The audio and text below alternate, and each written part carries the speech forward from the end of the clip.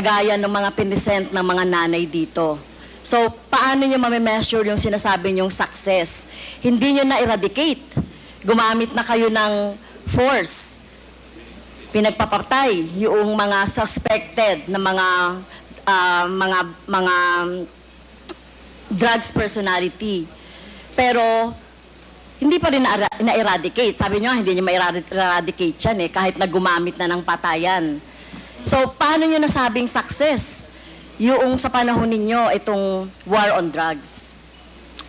Success in the sense that it was minimized. Hindi naman that's a relative word. Pero, you know, I cannot...